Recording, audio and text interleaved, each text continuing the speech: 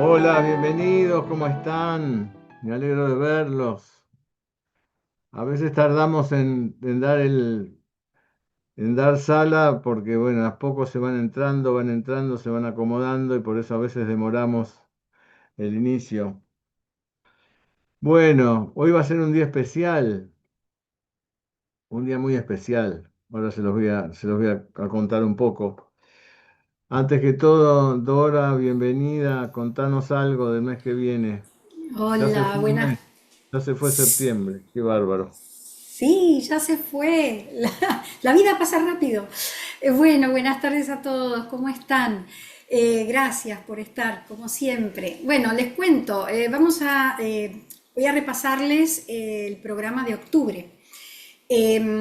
Vamos a empezar con de Convergencia. El jueves 2 de octubre, a las 14 horas de Argentina, como siempre, vamos a tener al director técnico de la farmacia Vasallo de Caballito y ex profesor adjunto del Departamento de Biología de la Universidad Kennedy, el señor Oscar Spoltore, que nos va a hablar sobre la escala LM, su historia y la preparación correcta. Así que un tema extremadamente interesante para la homeopatía, ¿no?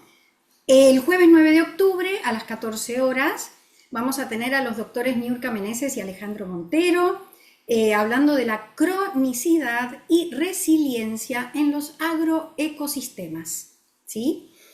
El viernes 10 de octubre vamos a tener, como siempre, esto es exclusivo para alumnos y exalumnos del curso regular de homeopatía, a las 11 horas de Argentina, las charlas de materia médica con la doctora Marta Russo y Carla Ponce. El jueves 16 de octubre tenemos dos actividades. A las 11 de la mañana vamos a tener el ciclo de conversaciones sobre doctrina y clínica médica, homeopática, perdón, con el doctor Marcelo Candegave. Recuerden que es siempre los tercer jueves de cada mes. Ese mismo día, jueves 16 de octubre, vamos a tener a las 14 horas al doctor Daniel Lillo hablando de homeopatía, pero una visión metabólica, ¿sí?, del tema. El jueves 23 de octubre, a las 14 horas, el doctor Matías Laíns nos va a hablar de materia médica comparada, Falco peregrinus, Cygnus cygnus y Corvus corax. El jueves 30 de octubre vamos a tener al doctor David Rosenstein hablando de materia médica comparada y los medicamentos hiperresponsables. Luego pasamos a impregnología, al departamento de impregnología, y para todo público, el martes 7 de octubre, a las 14 horas de Argentina, vamos a tener a nuestra doctora Belkis Menéndez Arocena y la licenciada Maggie Cisco. Vamos a ver de qué se trata, vamos a tener que estar ahí para enterarnos, pero el título es muy sugerente. ¿Quién es quién en la fiesta del abuelo Miguel? Y vamos a ver cómo esta familia organiza su festejo a través de la esencia impregnológica, de impregnancia. Y luego, dentro del departamento de impregnología, tenemos para alumnos y exalumnos explorando la impregnología, se llama el espacio, el martes 14 de octubre a las 14 horas de Argentina, y va a ser el mismo tema que acabo de comentarles, pero como es para alumnos y exalumnos, vamos a ir más en profundidad analizando la temática que tratamos. ¿Sí? Así que, bueno, doctor, no sé si quisiera agregar algo más, pero ese es todo nuestro plan para octubre. Hasta ahora, por supuesto, siempre hay sorpresas, así que quién sabe si algo se podría estar agregando. Bueno, muchas Sí, gracias. tenemos el ciclo de impregnología, el curso superior, que es el 14, el martes 14. A las 14 es el segundo eh, del curso Disculpas que superior. lo de Bueno, impregnología. gracias, Dora. No te mortifiques, porque Gracias. te quedas No, mortificada. Son muchas las cosas, son muchas las cosas. Y hay novedades, pero la novedad se las voy a dar de cuando termine la clase de hoy. Bueno, hoy vamos a tener un encuentro con Eugenio Candegave. Yo había pensado hacer un extracto de la clase y después hablar. pero la verdad es una clase maravillosa, esa, la de Staphysagra y sus alrededores, digamos así. Entonces, no, la vamos a pasar completa. Dura más o menos 40 minutos. Saquen papel y lápiz. Esta clase es parte del curso regular que da la universidad y al mismo tiempo forma parte del máster en homeopatía. El máster de materia médica de la universidad, que hay, no sé, son como 60 remedios, 65 remedios, en donde dan las clases Eugenio, Horacio, Alberta Cumaldi, Gustavo Cataldi, Matías Lains, y se me escapa alguno más, el doctor Krzyzewski, yo, ¿no? Y aparte el doctor Grossman, el doctor Schaffer, ¿no? Eugenio, ¿no? Así que es un curso, el máster es muy, muy interesante, muy bueno, y los precios que tiene la universidad son mínimos, ¿no? Así que bueno, vamos a ver ahora esta clase, le pido a Miguel, hola Miguel, ¿cómo estás? Vamos a ver la clase de Eugenio y en 40 minutos retomamos. Bueno, gracias, a todos por estar ahí.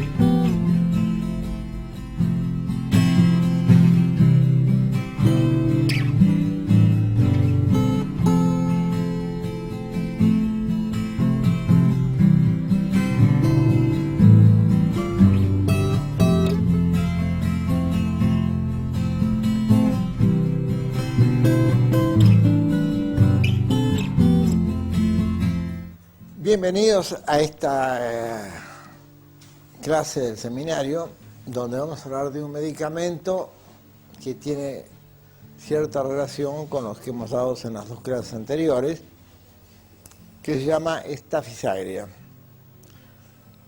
Es una planta que se llama Staphylis agria, y con ese nombre es la vulgar yerba de pollo. Curiosamente, esta yerba de pollo, en su patogenesia, se adecua a determinado tipo de gente. ¿Quién dice? Un caballero inglés que va caminando muy elegante con su galerita por las calles de Londres, toca un canillita, se le caen los diarios, y el canillita lo insulta, como en las mejores épocas, ¿no? Le dice de todo, y el caballero inglés le va a contestar, pero se reprime porque no puede hacerlo, sigue con su galerita, es un saludo, llega a su casa, se acuesta y se siente hecho pedazos, la cabeza que parece que va a estallar, el pecho que parece que se le va a abrir, y al mismo tiempo una presión tremenda y una sensación de honor herido terrible. Porque como un caballero noble va a ponerse a discutir con un plebeyo. No es posible que haga eso. Así describe Kent cómo es Staphysagra. Una persona con un honor muy grande, con un sentimiento de superioridad, tanto es que dice que él es grande y los demás son pequeños. Esta sensación de ser grande y los demás pequeños, importante, sobre todo digno, es un síntoma que lo tienen dos medicamentos, que son nada más que Staphysagra y platina, que no les corresponde a ustedes estudiarlo ahora, pero les puedo adelantar algo de platina. Platina es el mineral de piedra preciosa, el platino, los metales nobles, de los cuales hay tres, el platino, el oro y la plata. Y el platino es el único mineral precioso, metal precioso, que no se puede aliar con ninguno. Pueden hacer ustedes aleaciones de plata y oro, pero el platino con ninguno. Y el platino tiene esa sensación de estar separado de todos. Del medio familiar lo considera para él, son de otra casta, porque es el superior. Y esta fisagria es lo mismo, tiene la sensación de estar separado de su familia. Es un medicamento que es bastante parecido a los dos que hemos estudiado las veces anteriores, pero con rasgos definitivamente opuestos que permiten hacer un diagnóstico diferencial, porque es una mezcla de ambos, ¿no? Con un sentido muy especial. Es hipersensible a todas las cosas exteriores, a todos los medios que lo rodean, y que toda causa exterior que le pueda hacer daño, así como causar indignación e injusticia, es lo mismo que con Nus vomica y con Ignatia. Pero la reacción es totalmente distinta. A Ignatia le causa un gran dolor y una pena y una cólera que la trae y no la demuestra. La mete para adentro, le hace mucho daño y se siente que no ha cumplido con su deber, que ha hecho las cosas mal. Y se somatiza en su aparato digestivo. Nus vomica, hemos visto en la clase anterior, que se enoja, se irrita, se indigna, contesta y pelea y va a la lucha, va al combate. También la injusticia es uno de los factores que desencadena este problema. Y en esta fisagria la indignación es muy grande, pero es la del caballero inglés. Lo vive con indignación, pero se calla la boca, lo mete para adentro, teme perder el control de sus impulsos y eres demasiado importante y noble para poder mezclarse en una pelea bullanguera y callejera y por lo tanto lo reprime. ¿No es cierto? Reprime el problema. Lo reprime tanto que en su mentalidad le provoca una sensación de madera, de cuña en la frente, que lo deja permanentemente obnubilado y no puede pensar. Es muy común que no pueda pensar después de una cólera, después de una contradicción injusta, en algo que le haga daño. Y permanentemente queda eso prendido en su mente como le quedó prendido al caballero inglés que llegó a su casa y siguió pensando en ello. Esta fisagria es el medicamento de lo que se llama el dwells, en inglés significa es residir en cosas desagradables de su pasado. De los tres medicamentos que hemos estudiado, es el único que lo tiene de forma marcada, el volver para atrás. No puede salirse de lo que lo ha ofendido, de lo que le ha hecho daño, al punto que hace imposible su vida. En cambio, los otros dos medicamentos no vuelven para atrás. En Ignatia, algunos libros nuevos lo dicen y no es cierto, porque no está dentro de la estructura de Ignatia, de andar removiendo el pasado en ese sentido, nada más que si él se ha equivocado y ha hecho las cosas mal. Y Nus vomica tampoco, como le pusimos el ejemplo la clase pasada de mi maestro cuando murió. Nus vomica es la persona que reacciona ante el hecho presente. Esta fisagria queda en él el sentimiento pasado que le provoca sensación tremenda de ofensa que no lo deja vivir en paz. Todo lo que lo hiere le hace daño. Yo recuerdo, por ejemplo, un chico que vino al consultorio una tarde y se estaba esperando que me dejara pasar, doctor. ¿Pero qué te pasó? No, tengo el dedo a la miseria. ¿Qué pasó? Y mire, ¿qué me va a pasar? Yo bajo del coche, ¿no es cierto? Porque me golpea un coche de atrás. Entonces me bajo, me apoyo en el coche del señor y digo, mire lo que me ha hecho. Amablemente le digo, la patente me la ha estropeado y encima de la patente el radiador está perdiendo agua. Y el tipo cierra la puerta sobre mi dedo y se va. Mire cómo tengo el dedo. Es un hijo de mala madre. Y lo peor que no le pude contestar nada, está ahí temblando de bronca, doctor. Y no le puedo decir porque es mi manera de ser, no decirle nada. No, pero mire que hizo el dedo, me hizo un tajo enorme acá. No era para tanto, era un tajito, ¿no? Pero venía hecho una furia y tragándolo todo. Y yo felizmente tenía mi botiquín allí, entonces le di una dosis de 200 y se sentó. Es bueno el medicamento ese, ¿eh? Me calmó un poco el dolor. Bueno, en realidad, qué sé yo, por qué no me lo ha dicho, la gente está mal educada hoy, doctor, pero en fin, yo también me pongo mal, doctor. Cambio de carácter así rápidamente.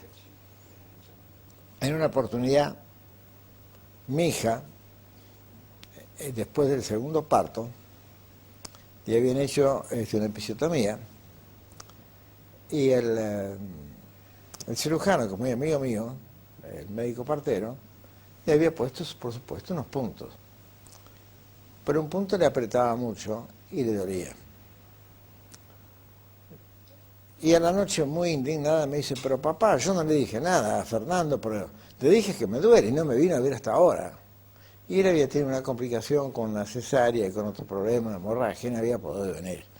Digo, pero no, lo que pasa es que no habrá podido. Sí, pero a mí me duele, que sé yo cuánto, que patatín, que patatán, que esto y que aquello. Bueno, él vino, le aflojó el punto, se fue, pero el hecho que yo la fui a ver a su casa, en esa época vivía muy cerquita de mi casa, un apartamento, y papá, me duele mucho todavía ese punto. Y no me puedo sacar la bronca encima, porque si él me hubiera atendido bien, si cuando le dije que me apretó el punto me lo hubiera quitado, esto no me estaría doliendo como me duele ahora. ¿Y qué hace? Y yo no le dije nada, me callé porque es tu amigo, pero tenía ganas de mandarnos, ¿sabes a dónde? Porque esto, que aquello, que lo otro. Bueno, las heridas que duelen después de un tiempo, y en personas que se han sido mortificadas en su amor propio, también se corrigen con esta fisagria. Le di una dosis de esta fisagria y se acabó el cuento. El dolor pasó. Viejas heridas dolorosas son síntomas típicos de este remedio. Y hay una herida de golpe, es decir, lo que duele es de adentro de él. Él, por su sentido de justicia, la persona de esta fisagria le hace mal lo que viene de afuera, porque él es muy sensible a todo lo que considera una ofensa, a lo que considera un daño del cual no se puede defender. Es decir, que más que el golpe en sí, es la reacción del golpe lo que le hace mal. Y hay una herida que es típica de este medicamento, que es la herida del arco superciliar por una trompada, ¿no? Y es curioso, la trompada no parte, no hace la herida, la que la hace es el hueso supraorbitario, que es como una saliente, y cuando golpeas es el hueso que abre la piel de adentro para afuera. Esa herida se cura inmediatamente con esta fisagria. Es curioso, ¿no es cierto? Es decir, la herida de adentro que uno está provocando el organismo por su gran sensibilidad, exclusionar el problema. Es la única herida en la vista que le hace bien esta fisagria. Este medicamento tiene un exagerado concepto de su propia dignidad, que se manifiesta en su orgullo, en el alto sentido del honor herido en la injusticia de las ofensas recibidas, y sobre todo en la incapacidad de canalizar su agresión por sombría de bien. Lo que le hace mal es que no lo consideren, sospecha que no lo valoran debidamente y les reprocha a los demás esta actitud.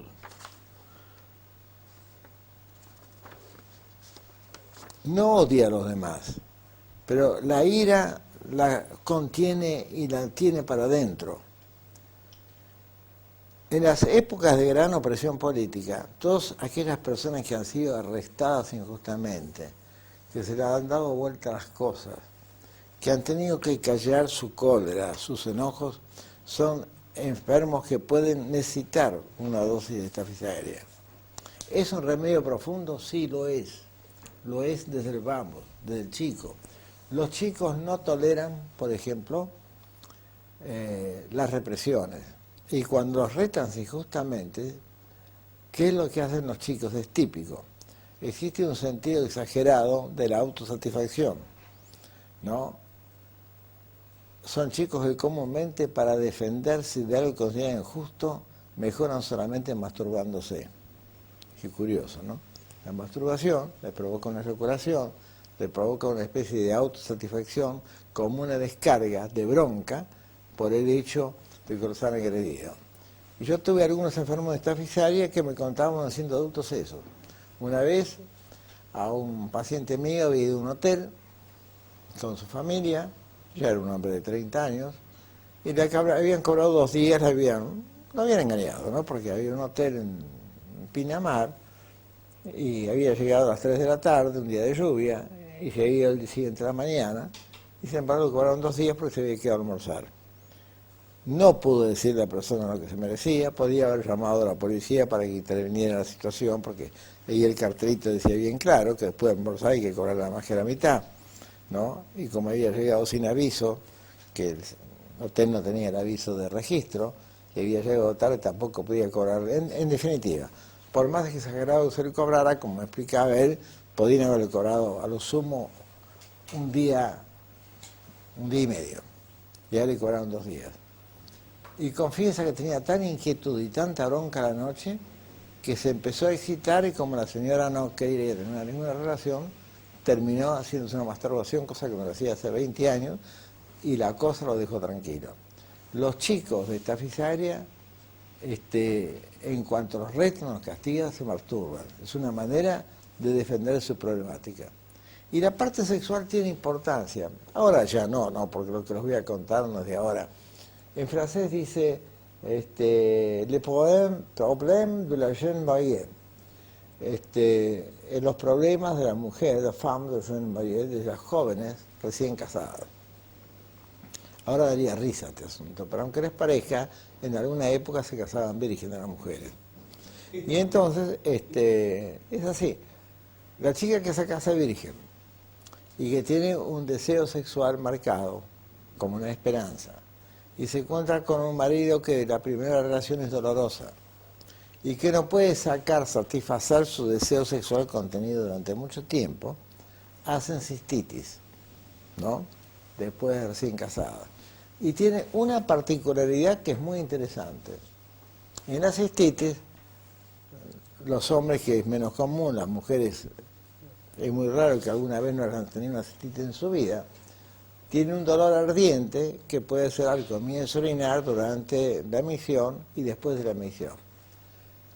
Y la enferma que necesita esta fisaria siente permanente que un deseo de orinar ardoroso que se calma solamente en el momento de orinar.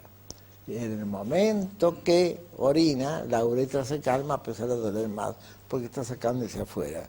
Es un síntoma típico de esta fisaria. Recuerdo que una vez, Pasquero, yo vi una familia que hace mucho tiempo que no vienen. Había de ver la hija a su casa con una cistitis terrible. Y no tenía una sintomatología muy clara. Entonces yo lo consulté con Pasquero y me dice, decime, ¿no habrá tenido un gran disgusto esta chica? Te digo, sí, disgusto con la madre y con el novio, pues el novio se quiso sobrepasar, decíamos en esa época.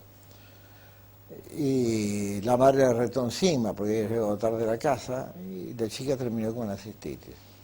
¿Y cuándo le dolía? No, mientras orina no le duele, dale estafisaria. Estafisaria es el medicamento de las broncas reprimidas que en la esfera genital se expresan de esa manera. Una cistitis que mejora durante la misión. Por otro lado, el síntoma que tiene marcado es en la cabeza, es tal pesadez que tiene que no pueden pensar. Y siente como una cuña de madera que le ocupa toda la frente y que no la deja pensar. Recuerden que Nofómica decíamos que tenía como un clavo en el medio de la cabeza, que no lo dejaba pensar tampoco. Y siente como un tromboríaco con un vacío en la cabeza que no lo deja pensar.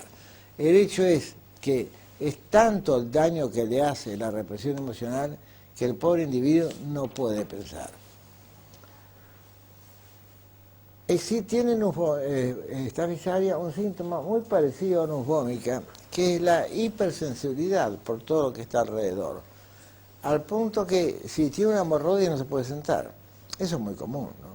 Pero que no se pueda tocar, que el pelo intacto le duele, es un síntoma muy común en esta fisaria y no en otros remedios. Pero ¿cuál es la diferencia que existe entre este medicamento? Los tres tienen un gran honor herido. Ignatia dijimos que es por la sensación de haber hecho las cosas mal, porque no es capaz de dominar toda su sintomatología, porque no puede expresarla con su mente, sino la verbaliza a través del cuerpo. Entonces, siente en el fondo una culpa muy callada, muy metida para adentro. La culpa es el elemento primordial de la mentalidad de Ignatia, que hace que piense que ha hecho las cosas mal, que no ha cumplido sus deberes, y no tolera entonces nada de lo que sea injusto del medio exterior. Y se calla la boca y se mete para adentro. Nufómica, en vez de meterse para adentro, lo larga todo afuera. También se aflige de todo el mundo que lo rodea, igual que Ignatia. Ignatia tiene mucha simpatía por todo lo que está alrededor. Y ninguno de los dos remedios tiene una sensación de poder decirle que no a los demás. Siempre cede y siempre dan. Cuando le piden, dan. Tanto Ignatia como Nufómica. Pero Ignatia mete todo para adentro y Nufómica lo saca todo afuera. Lo pelea, lo insulta, es valiente, va al frente o adelante como el ejecutivo que habíamos visto. En cambio Ignatia es más calma, más tranquila, más dulce, más soportando todo su mal y metiéndolo adentro. Y el tercer remedio tiene cosas de ambos. Staphysaria no tolera la injusticia, también mete la bronca para adentro, pero Nufómica no. Así que bronca reprimida o rabia reprimida lo tiene Ignatia y Staphysaria. Hipersensibilidad a todo lo exterior lo tiene Nufómica y Staphysaria. Sentimiento de culpa lo tiene Nufómica y lo tiene Ignatia. Y Staphysaria no. Staphysaria se cree una gran persona. Es por eso que no se mete con los demás. Él no va a rebajarse a pelear con el otro. Pero la injusticia que le han hecho le hace tanto daño que es capaz de reprimirse para adentro y embotarse en la cabeza y no poder pensar. Les voy a contar un caso de Staphysaria que es un caso familiar. Yo tenía un pariente que lo voy a ver y que me pide Marcelo que lo vea. Marcelo en esa época no estaba recibido de médico, estaba estudiando medicina, pero ya se orientaba por la familia de la homeopatía. Entonces me trae un día a casa, ese familiar, yo lo veo con un dolor acá en el pecho que iba hacia la espalda. Y me dice, mira, en el hospital de clínicas me han dicho que no hay nada del corazón. Está bien. Me han dicho el electro, no hay nada. Entonces yo lo estudio, hablo con él, no hablaba mucho, callado, observado. Y ese dolor así transficiante es un síntoma del natro muriático. No quiere hablar, metido para adentro, más bien amargado, no decía una palabra, sin mucho convencimiento del natro muriático. A la noche me habla Marcelo y dice, no, está mejor. Y hablé del hospital y el médico de guardia dice que vio también el electro, es que según él no hay nada. Bueno, magnífico. Al día siguiente me llama tempranito, a la mañana, mira, Santiago está muy mal. Y yo la verdad que me fui al hospital porque volví a mirar el electro y por lo que yo aprendí, para mí hay un infarto ahí. Entonces lo da el jefe de cardiología, dice, sí, es un infarto de cara diafragmática, un infarto muy grave. Bueno, te lo puedo llevar al consultorio, iba a poder subir, pero el ascensor sí. Lo trae porque tenía un pavor tremendo de internarse. Le tomo el pulso 40 pulsaciones. Bueno, eso pasa cuando hay un bloqueo auriculoventricular. Empieza a trabajar el ventrículo solo. La aurícula ya no le puede mandar sus impulsos porque estaba bloqueado allí debido a la falta de sangre en esa zona. Y cuando yo le digo, mira Santiago, no sé, pero no creo que te puedas quedarte en casa así, ¿no? Es un poco delicado. ¿Qué me hablas de internarme? Y sí, el pulso bajó a 33. Bueno, entonces llamo al cardiólogo de la escuela, y lo viene a ver y lo llevamos a casa.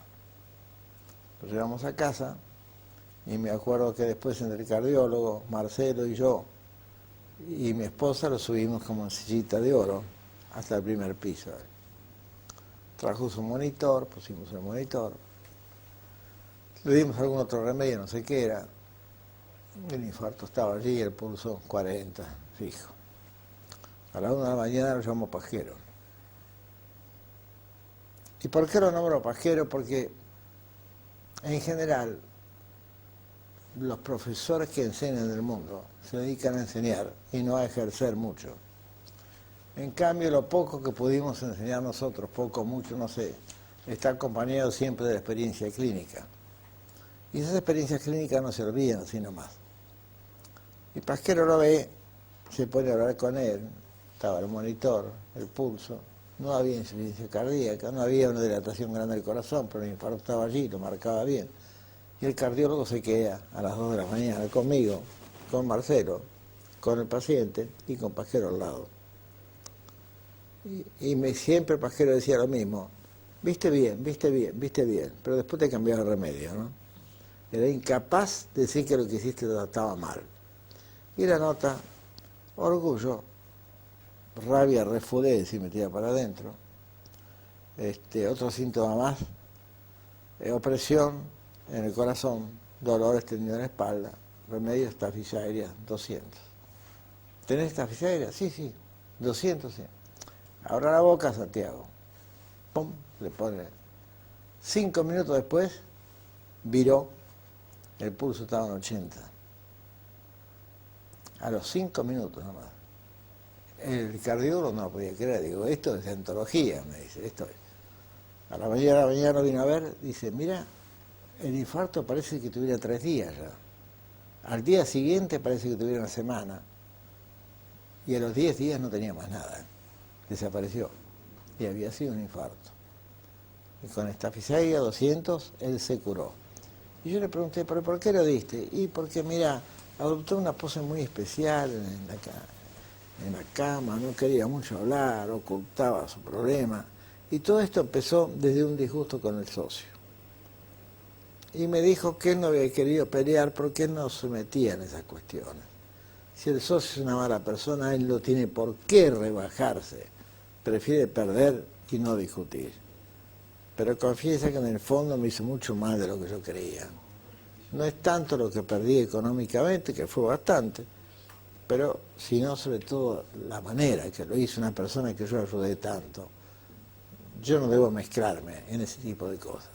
Y esa sensación de orgullo, de ser el muy importante, de no mezclarse con el otro, junto a los demás síntomas, le dio la clave que el remedio era estafiza aérea. Era un caso muy lindo, que lo tenemos registrado en casa con Marcelo, ¿no? Como una cuestión de orden personal, casi íntima, con él, y de qué puede hacer un medicamento cuando está bien indicado. Entonces, en esos 3 medicamentos que hemos estudiado, hay una relación de un sujeto con el otro. Y vamos a ver ahora un pequeño resumen de lo que hemos visto en este seminario. No hay duda que de aquí no van a salir homeópatas. Pero por lo menos creo que en este momento, después de haber dado creo que 4 clases con 2 o 3 medicamentos cada uno, a ver si me acuerdo, pueden tener una idea de qué trata la homeopatía en relación a antes de venir. Dimos la primera clase fósforos, calcárea carbónica y sulfuro. Ustedes han visto recién una pequeña cosa de los medicamentos. ¿Recuerdan el dibujo que habíamos hecho? Cuando todavía no sabíamos nada de homeopatía. Un cuadrado, un rectángulo y un rectángulo más alargado. Y vimos que podíamos ejemplificar a calcárea carbónica como aquel sujeto, como el cuadrado, que en realidad es una esfera. Es lo que tiene menor contacto con el exterior, con el mayor volumen. ¿Se acuerdan? ¿No es cierto? Y luego venía el rectángulo más alargado, que era el sujeto que tenía una relación de mayor periferia en relación al volumen, la relación era más amplia, y que sea mucho más amplia cuando el sujeto se alargaba. Habíamos dicho que por 4 por 4 eran 16 la superficie y 16 el perímetro. Entonces el perímetro con la superficie era igual a 1. Que cuando se alargaba a 7 por 1, seguía siendo 16 la periferia y la superficie era 7. Era en cambio la relación 2,2. Y si fueran 10 centímetros nomás, tendríamos 10 centímetros por 7,90, la superficie sería apenas 80 centímetros y sería largo 16. La relación sería 20:1. Con ese ejemplo puramente, podríamos decir, elemental, podríamos explicar que la primera figura era como el sujeto de calcárea carbónica, la última era de fósforos y sulfuro intermedio. ¿Y esos elementos para qué nos servían? Para deducir que el sujeto de calcárea carbónica, su problemática, estaba en su relación con el mundo, ¿no?, muy metido para adentro, y que lo importante de él era su núcleo, el carbono, y que entonces ese sujeto, su problemática era solamente su relación con el mundo referida al mismo. La salud, la platita y el amor. Que la salud entonces cuando se perturbaba, su miedo era el miedo a la enfermedad. Y en cuanto a su mentalidad, como que lo único que le interesa es ganar plata y sus bienes, el miedo más grande que podía tener era la locura. Y que los más miedos estaban en relación a su falta de concepción metafísica de la vida, como tenía Fósforos, y entonces temía las mismas cosas de Fósforos porque no las entendía. El miedo al rayo, el miedo a las tormentas, el miedo a la oscuridad, el miedo a la pobreza para no quedarse sin ningún centavo, y el miedo a morirse de hambre porque su estómago era aquel que de la heladera vacía, ¿recuerdan? Bueno. Y también el sujeto que era muy violento, ¿no?, su agresividad era muy solapada, muy suave, por eso temía las cosas horribles, y que lo ejemplificábamos con la cara del nazi de espaldas anchas y cuello ancho, ¿cierto? Bueno. El sulfur era el sujeto que ante los problemas del mundo lo que le faltaba a él era una falta de voluntad debido a un estado de permanente autointoxicación, porque debido a su mala circulación venosa, estoy hablando en términos alopáticos que todos los conocemos, tenía una incapacidad de eliminar toxinas. Y su característica era la alternancia de sus enfermedades cutáneas, piel, con sus enfermedades internas. Llamémosle asma, llamémosle reumatismo, llamémosle cualquier tipo de cosas que eliminando por la piel mejora. Y este individuo padecía de un estado de astenia muy grande y su principal deseo era la comodidad, ¿no? Soy yo y el mundo. Recuerden, las uvas arriba están verdes, entonces por eso no las voy a buscar. Y Fósforos era el que más se comunicaba con el mundo. Entonces la problemática de él, ¿cuál era? La vida y la muerte. El miedo a la muerte, porque dentro que se siente, que se enciende, que se quema. Y lo que se quema, que es el fuego, termina rápido. Entonces alternaba entre la vehemencia y la pasividad, entre el amor y el odio, entre la necesidad de compañía y de estar solo, pero sobre todo lo que necesitaba era el contacto humano con los demás para decir que estoy vivo. Se acuerdan entonces del magnetismo, la necesidad de tener a otro con la mano, de sentirse al último momento de su vida apoyado y querido por los demás, y los miedos de él eran apasionados, vehementes, vivos. Entonces habíamos estudiado al principio cómo eran las relaciones de acuerdo a su biología con el medio. En la segunda clase que hicimos, vemos el sujeto que sale de madre y que quiere crecer. Vemos ya la evolución del sujeto que de chico está prendido a las entrañas de su madre y que quiere crecer pero tiene miedo al mundo, se tiene que adoptar al mundo. Y entonces había un sujeto como Ciricia, que es el más prendido de la madre, el más pegado a la familia y que tiene ya una necesidad de arreglarse por sí solas, entonces va a hacer las cosas muy bien. Todo tiene que ser muy bien, y él es chiquito y tiene un sentimiento de inseguridad, pero tiene que hacer todo con detalle, bien hecho, perfectamente hecho, y cuando se vuelca al mundo teme. ¿Y cómo teme al mundo? Teme al examen, teme a los amigos, teme a los extraños, teme hablar en público para afirmarse como persona y siempre está buscando el amor de la madre. Y está en esa dualidad entre depender de la familia y afirmarse. Y ahí da los detalles de una personalidad contra una serie de síntomas físicos que hemos explicado para ver dónde está el miollo del sufrimiento. Todo el sufrimiento de Ciricia va a estar impregnado de esa sensación de falta de capacidad y de deseo de hacer las cosas bien. Y siempre quiere ser no más que los demás, pero no menos los demás. Y el segundo remedio de este grupo era el licopodio, que es al revés, tiene la misma inseguridad. Pero el desprendimiento al ir hacia el mundo ya no quiere ser menos que los demás, quiere ser el mejor, porque es la única manera de decirse mismo yo puedo. El querer y el poder es su fin, el destino superior al que él quiere lograr y ser el mejor para demostrar a sí mismo que vale. Entonces no puede admitir salir segundo, no es ni tercero ni cuarto, tiene que ser el primero. El orgullo, la omnipotencia, la capacidad, la fuerza es donde esta persona llevaba a su modo de adaptarse al mundo, protegiendo a los demás, porque en el fondo lo que quiere es que le protejan a él. En el fondo hay del licopodio siempre esa sensación de inseguridad y de ser protegido, que forzosamente la ha perdido cuando ha llegado arriba, es la soledad del campeón. Es decir, al salir de la madre y del hecho familiar, va hacia el mundo y para demostrar que sirve le presenta batallas, quiere ser mejor. ¿Y cuál es su drama? Justamente ese, el alejamiento del mundo por ser el mejor y por perder el afecto de los otros, que es lo que quiere. Acuérdense, decía que era aquel que llora cuando tiene que agradecer. Y el tercer medicamento de ese grupo, de manifestar esa evolución en la vida, era pulsatilla. Si en Silicia era el autoabastecimiento, y no ser menos que los demás, y el licopodio ser más fuerte que los demás, pulsatilla siente el abandono de la madre cuando se es mujer. Entonces todo gira alrededor de esa necesidad de protección y de proteger al otro, pero siempre en forma infantil.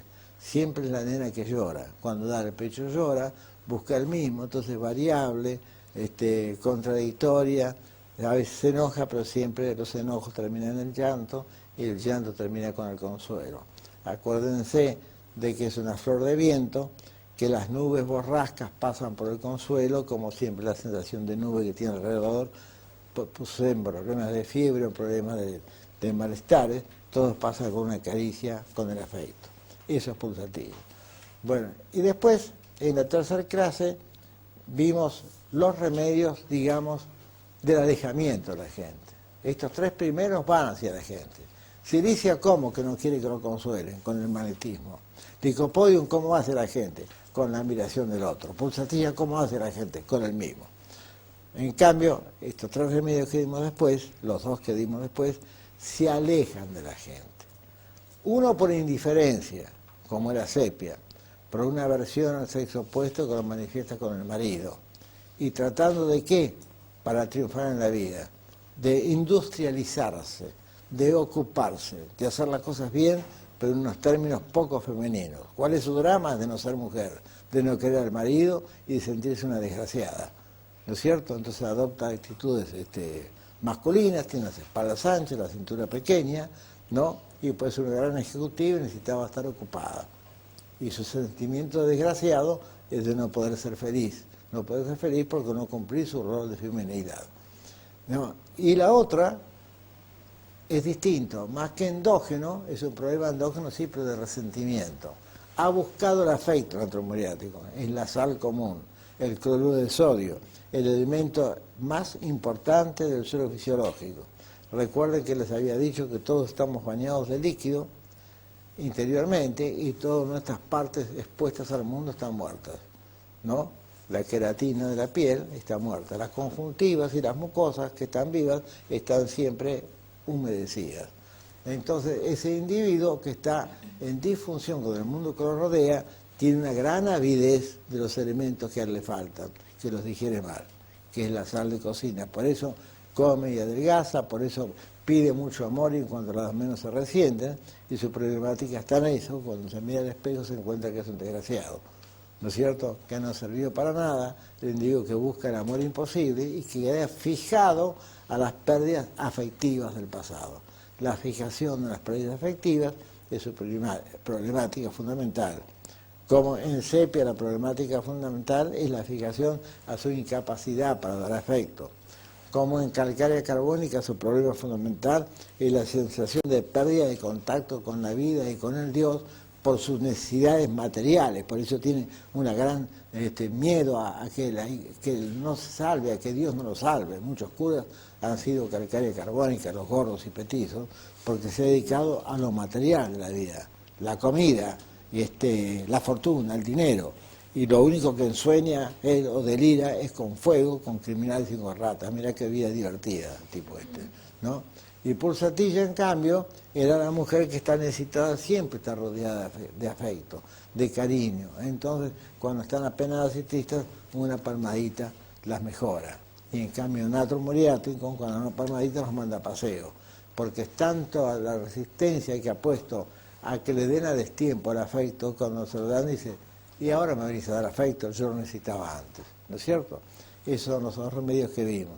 Y estos medicamentos que vimos ahora es cómo reaccionan de una forma negativa los seres ante un mundo que no les es justo. Ignatia callándose la boca, metiendo todo para adentro, por una falta de control de su capacidad de verbalizar sus problemáticas, entonces la somatiza. Y ahí tiene el nudo en la garganta, el nudo en el estómago, el problema en la vejiga, el problema en la espalda, el asma por estados nerviosos.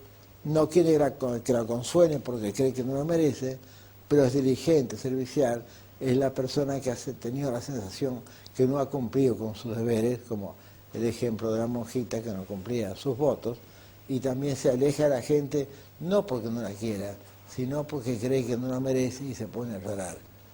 Y los otros dos remedios, ¿no?, que son distintos, hipersensibles al mundo, igual que Ignatia, pero con una sensación distinta.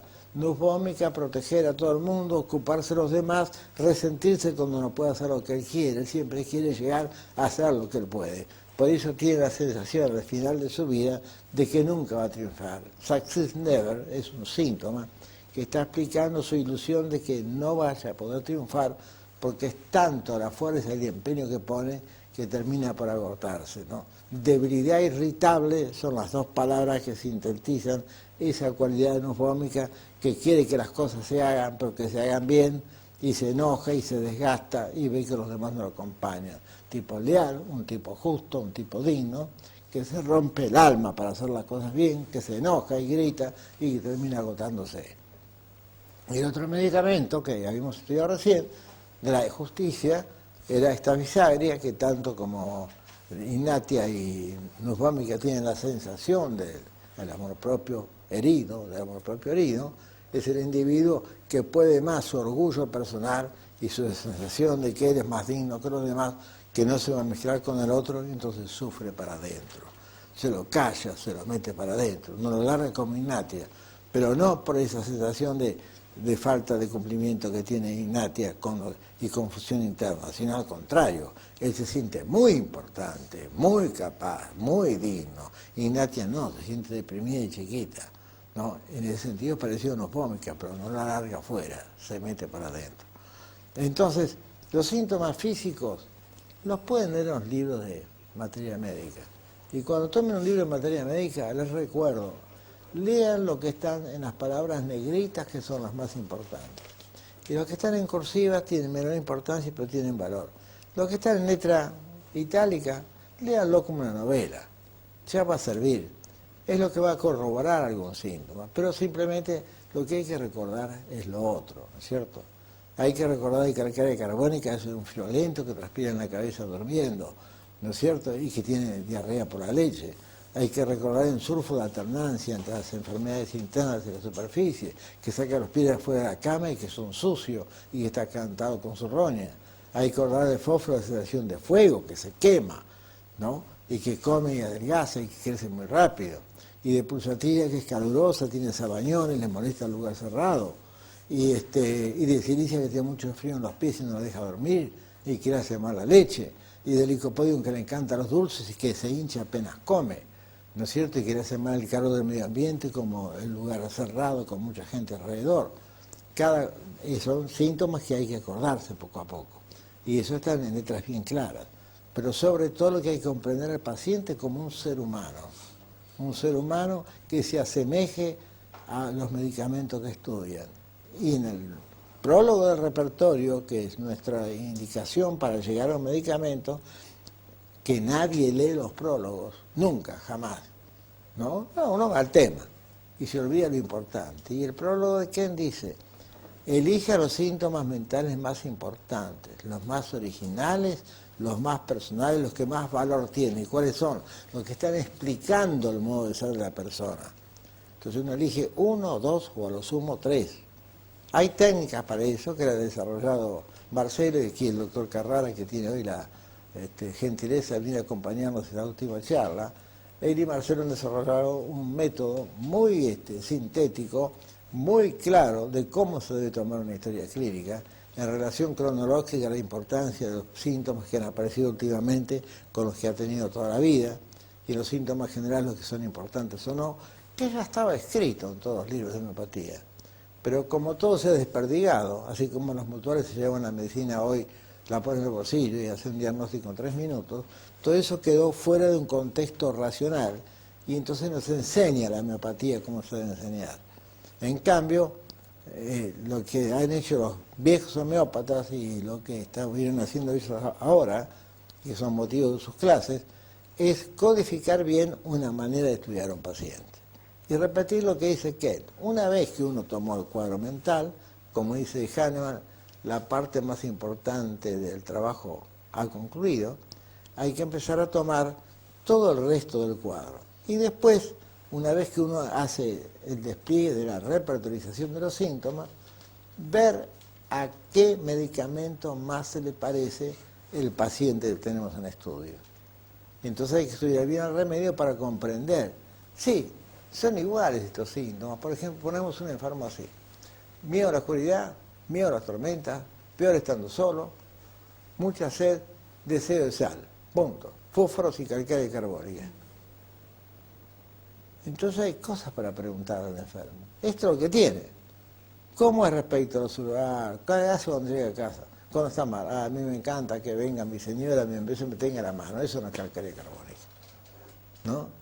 Entonces, y cambio el otro dice, y yo tengo ganas de comer, que me van a dejar la dieta, ¿qué hay de comer? Ahí estoy aquí, y si no pudiera trabajar mañana, ¿cómo voy a ganar plata? Eso es calcárea carbónica. Pues tiene miedo a la pobreza, se muere de hambre, ¿no? Y lo único que les gusta es que le raje la espalda, pero no es esa parte de darse al otro, ¿no? Entonces ustedes deben comprender, leyendo la materia médica, cómo es la persona delante de lo que la materia médica les dice de esos remedios que han estudiado. Bueno, esto para pensarlo, para reflexionarlo, para darles una base para recién empezar a estudiar un poco esto.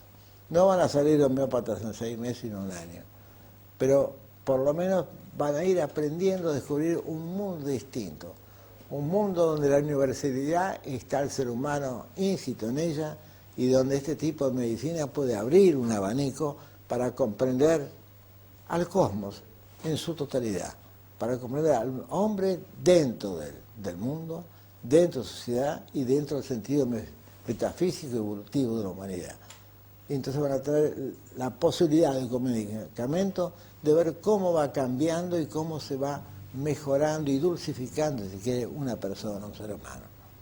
Un individuo que se deja llevar por sus resentimientos, por sus egoísmos, por sus odios, va por mal camino. Cuando yo veo con pena que en los periódicos dice, fulano se lo tragó a Mengano en el partido, lo aplastó, qué mal que estábamos, ¿eh? Cuando decir jugó mejor y tuvo el mérito de ganar, debería haber dicho, no. Es agresión, es destrucción. Y por otro lado dice acuchillaron a 4, es lo mismo. Es lo mismo con otras palabras, con otra conciencia, pero es lo mismo. Entre aplastarlo al adversario, destruirlo o matarlo, hay una diferencia de grado importante. Pero en el fondo, la expresión está diciendo lo mismo. Lo hice pelota, lo hice papilla, lo maté con lo que le dije. ¿No es cierto? Todo el mundo se reía. Es la agresión constante. Y eso, si la humanidad hubiera mejorado y la medicina tiene la gran responsabilidad de ayudarlo, las cosas hubieran sido diferentes. Y yo creo que esto no es una cosa mesiánica que le digo, ni misionera, pero sí es un modo de comprender la medicina. Cuando el hombre no esté en paz mentalmente, no se va a curar, va a estar siempre enfermo. Bueno, hemos tenido el placer de pasar un rato largo, varios días con ustedes. Les agradezco mucho porque me ayudan a mí también a sentirme que un poco he cumplido con lo que debo hacer, con lo que tengo la fortuna de conocer. Hasta siempre.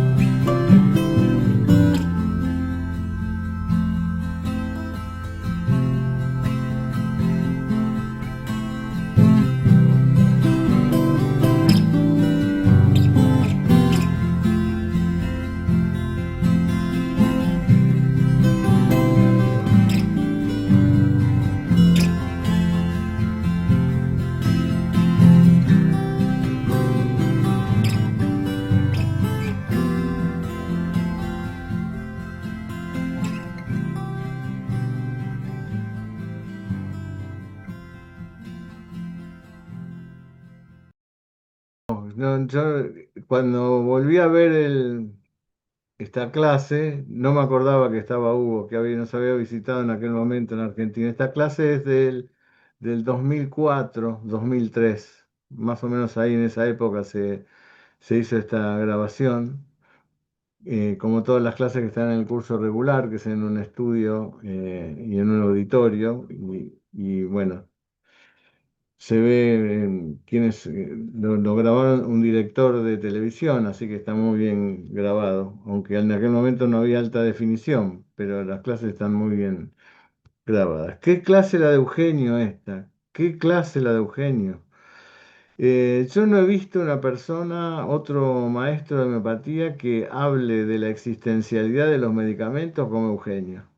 Eugenio los presentaba los remedios como seres que entraban al consultorio que teníamos ahí, ¿no? Los pintaba de tal manera que era como que los veíamos, ¿no? Sentíamos cómo debe ser ese paciente.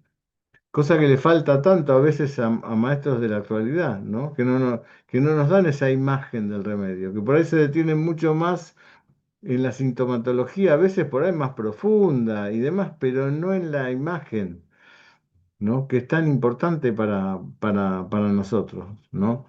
Como decían los clásicos en homeopatía, ¿no? Formar una imagen del remedio, ¿no? Con los síntomas. Por suerte acá en la universidad casi todos los maestros de homeopatía de materia médica son discípulos de Eugenio, así que van a ver que siempre se habla de esa imagen, ¿no? Como final del estudio de un remedio, aunque no se lo conozca, ¿no? Em, y esto por supuesto que no es de Eugenio, lo que pasa es que Eugenio hizo una exégesis de esto, ¿no? Esto lo decía Kent, esa, esa imagen del caballero inglés de Kent, ¿no? Si uno la comprende y no la olvida, no se va más esa existencialidad de esta fisaglia, ¿no? El paciente que cuenta Eugenio ahí era mi suegro, esto fue en el año 76, eh, y mi suegro que era una persona muy osca, y muy como de un alto orgullo, ¿no? Un alto orgullo y demás. Y había sido una persona que había tenido muchos fracasos en la vida, ¿no? En parte por ser así. Era muy buena persona, ¿no? Pero tenía esta cuestión. Y ahí había sufrido la estafa de un socio de él que lo había asociado, pero que no estaba a la altura de él, era tapicero, mi suegro y había asociado en la tapicería a un empleado de él. Y el empleado de él empezó a dar trabajos por afuera, por otro lado y demás, y él de golpe se dio cuenta que esto pasaba y ahí tuvo el infarto, ¿no? Lo que es extraordinario de la homeopatía es que él, no, él me dijo, pues yo lo quería internar en cuanto, yo no era médico, pero al consultar, y cuando me dijeron, no, mira, acá hay un infarto de cara diafragmática, tal cual lo contó Eugenio, él me dijo, mira, si me internas me muero. No sé si llego a subirme a la ambulancia si me internas.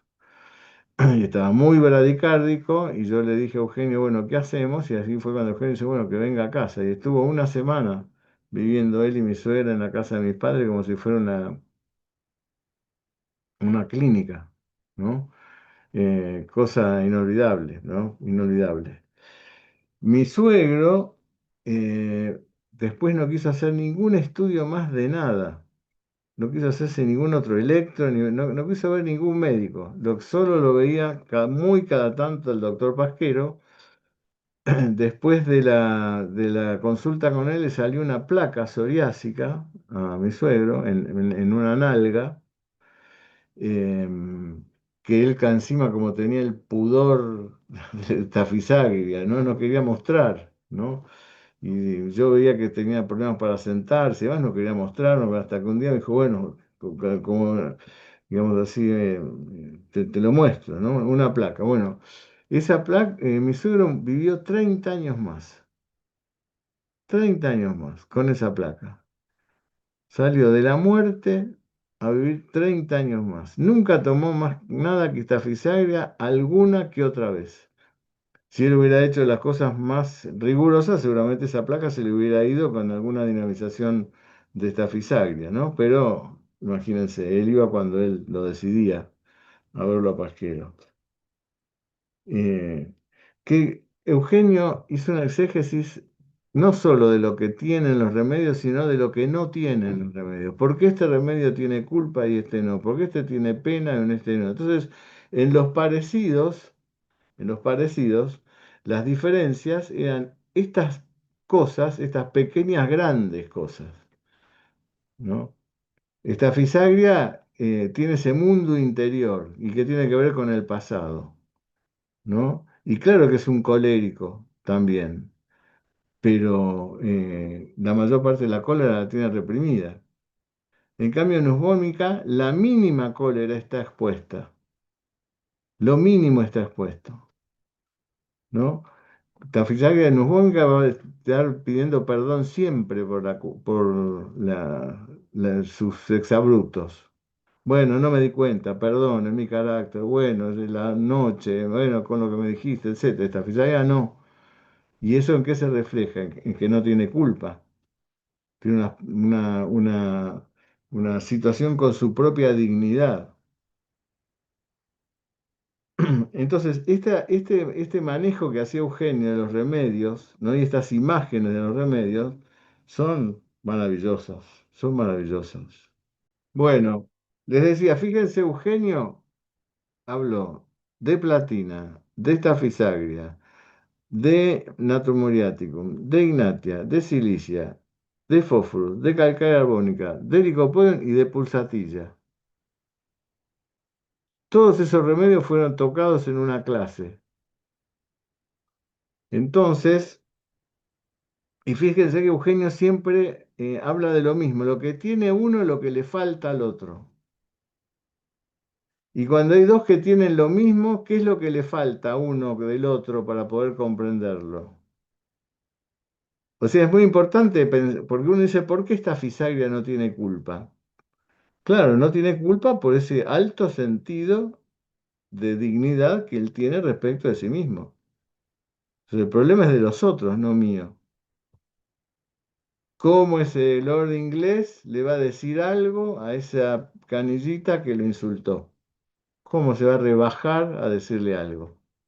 Pero esto no es vivido por las personas estafisaglias con una, a ver, sensación de gente superior. No es vivido así. O sea, el dolor de esta afición es un dolor muy fuerte. ¿Cómo me hizo eso esto a mí? ¿Cómo a mí? Que éramos amigos. ¿Cómo es eso que no me invitó? Invitó a todos y no me invitó a mí. Y si lo alcanzo a decir con otra persona, me decís, bueno, ¿por qué no le decís? No, no, no, ¿cómo voy a decir yo eso? No, no, no, ya pasó. Bueno, pero a lo mejor no se dio cuenta, ¿no? Bueno, qué sé yo, ya pasó. Y viene el otro y dice, mirá, perdoname, vos sabés que en la lista se traspaparó, no, quédate tranquilo, no, no, no hace falta, quédate tranquilo. Ese es estafisagria, ese dolor profundo que lo lleva durante años. Por eso tiene el síntoma Duels, que significa vive recordando, pensando, mortificado por alguna cuestión que le pasó en el pasado. En cambio, unos vómica no. No, Mónica no, hubiera vivido la misma circunstancia, pero a los gritos. No me llamaste. ¿Por qué no me llamaste? Pulsatillo hubiera vivido la misma circunstancia, pero desde su dolor. No me querrá más. Se habrá olvidado de mí. Ignatia desde la culpa y de esa pena. Y claro, a lo mejor no me invitó porque está bien, el otro día me parece que no estuve bien con lo que le dije. Y Natrumuriaticum como Estafisaria lo hubiera vivido también con rencor callado, pero con depresión, no con alto sentido de la dignidad. No hubiera dicho nunca, ¿cómo no me invitó a mí? Ah, no me invitó. Bueno, está bien, está muy bien. Y Silicia también lo hubiera vivido con culpa. No, qué raro que no me invitó. Qué raro que no me invitó al cumpleaños. ¿Qué habré hecho? Entonces, todos los remedios tienen alrededor de una misma circunstancia, por un lado, diferentes formas de vivir esa misma circunstancia. Claro. Y por otra parte, imbuidos de una sensación muy profunda que a lo mejor no está mentalmente en el consciente de la persona. ¿Qué te parece, David? ¿Se escucha? Se escucha perfecto. Bueno, qué poder hablar de esta clase del maestro, qué agregar. Pero lo más lindo que tiene Eugenio es que te muestra cómo es un paciente en el consultorio, qué es lo digno de curar, cómo entender esa historia de vida del paciente. Así se estudia la homeopatía, con bases patogenéticas y bases de materia médica. No lo que me parece a mí, es lo que él te cuenta, como entra un paciente y te cuenta y te hace entender la materia médica y te hace querer y entusiasmarte en entender un paciente y un medicamento así. Así hay que estudiar los remedios. No hay interpretación acá de Eugenio. Acá Eugenio te cuenta la vida de ese paciente. Entonces, atrás de esto nos da la imagen de lo digno de curar en este paciente. Entonces vos das, como te lo cuenta Eugenio, una estafisagria y estás seguro que ahí no hay diagnóstico diferencial de nada. Ese es el remedio constitucional. Y entonces, esa es la manera, esa es la verdadera homeopatía. Y es realmente emocionante escucharlo, Roberto. Así que agregar de la clase nada, del maestro absolutamente nada. Pero nosotros tenemos que aprender los remedios así. Es la única manera de entender lo digno de curar y saber que el paciente se cura.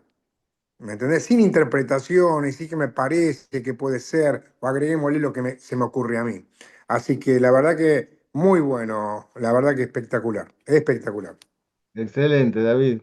Te escucharemos ahí a fines de octubre Dale, en si Dios quiere, sí. clase, con los hiperresponsables. Dale, dale. Estoy, Está estoy, buenísimo. estoy viendo remedios que no conozco y estudiándolo. Me viene bárbaro la clase, porque la verdad que muchos remedios no conozco y me viene bien estudiarlos para poder contarlos. Gracias, David. No a vos. Totalmente de acuerdo con lo que vos decís, porque nosotros lo que observamos es la existencialidad del paciente. Y lo que vamos a comprender del paciente tiene que ser cada vez más profundo, pero que sea coherente con la existencialidad del paciente. No podemos aventurar interpretaciones, ¿no? O darle valor a ciertas cosas que no tienen valor, ¿no? Porque hay jerarquía en homeopatía. La sintomatología sí representa un todo y todo significa al mismo tiempo algo, pero hay una jerarquía en esa totalidad para poder comprenderlo, ¿no? Bueno, yo también creo que así, ¿no? Esos detalles, ¿no? Eh, Platina, no se puede aliar la separación de platina con el resto, ¿no? No se puede aliar. Comprendiendo esto se comprende a platina, porque ese es el significado del platino también en la naturaleza, es el único, no, no se puede mezclar. Estas palabras que a veces están, como me dijeron una paciente usaba esta palabra mezclar, ¿no? No, yo no me puedo mezclar con esta. No, yo no me puedo mezclar. A cada rato aparecía la palabra mezclar, ¿no? No me puedo mezclar, que es lo que le pasa a Platina en su naturalidad. Por otra parte, el agradecimiento por ser docente, ¿no? Eso es maravilloso, lo de Eugenio, ¿no? Eugenio dio clase hasta en los últimos tiempos de su vida y atendió su consultorio hasta que no pudo más, hasta que le tuvimos que decir, mirá, eh, dejarlo a Vitis, al doctor Vitis, que es lo que estaba colaborando con él, porque estás con muchos dolores para venir al consultorio. Y entonces, ¿qué hizo? Con Miguel, mi hijo Miguel, lo estimuló y escribió 3 libros en esos años, esos 6, 7 años que tuvo sin atender pacientes. Escribió 3 libros porque él necesitaba eso, ¿no? Estar así hasta el último instante de su vida, ¿no? De Eugenio. ¿no? Por eso escribí algunas cosas que se las voy a leer ahora.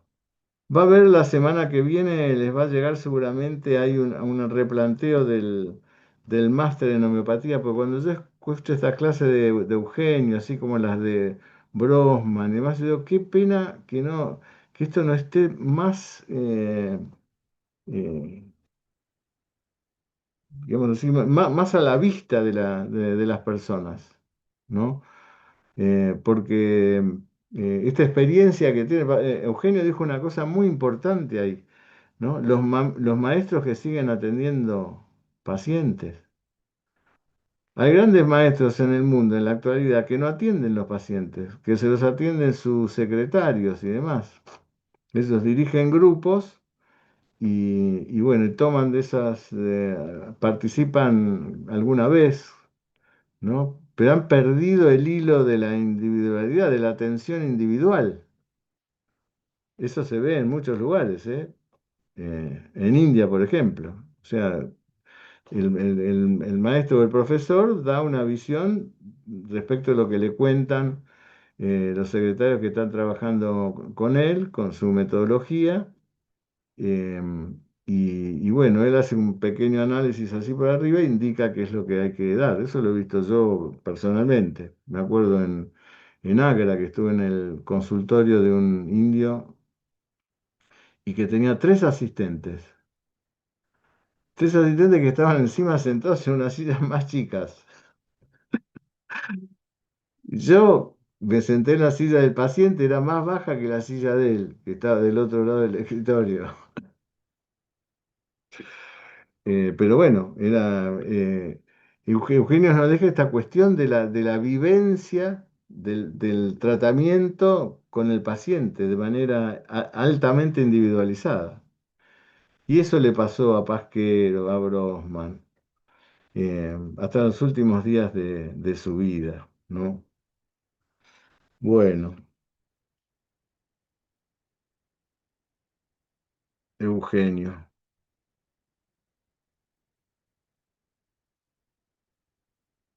Em,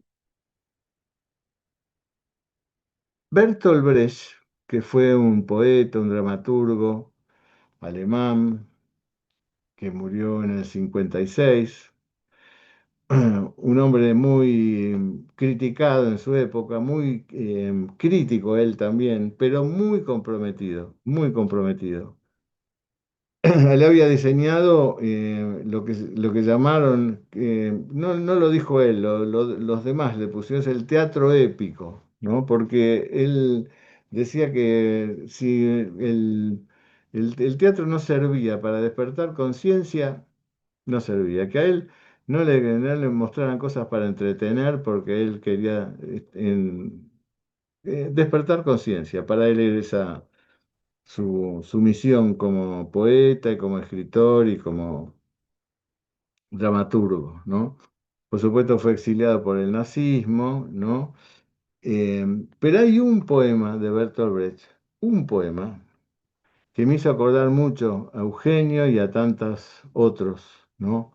Porque es un poema que habla de, em, de que la lucha no son solo los grandes gestos visibles, ¿no? Sino también la lucha es como una fidelidad silenciosa, que es lo que le da sentido a la vida, que está en todos, en los humanos, en todos los humanos. En algún momento se enfrentan a los desafíos de tener que perseverar en el amor, en la verdad, en la justicia, en el cuidado de los otros, etcétera. Y la verdadera lucha por los fines, por los motivos, por los ideales, se sostiene en la constancia, ¿no? En el cuidado, en la esperanza, que no se debe apagar nunca. Y ahí es este poema dedicado a los hombres y a las mujeres que escribió Bertolt Brecht y con el que terminamos el día de hoy. Dice Bertolt, hay hombres que luchan un día y son buenos. Hay otros que luchan un año y son mejores. Hay quienes luchan muchos años y son muy buenos, pero hay los que luchan toda la vida. Esos son los imprescindibles. Les mando un abrazo grande a todos, y nos vemos el jueves que viene. Abrazo fuerte, gracias por estar acá. Abrazo grande a todos.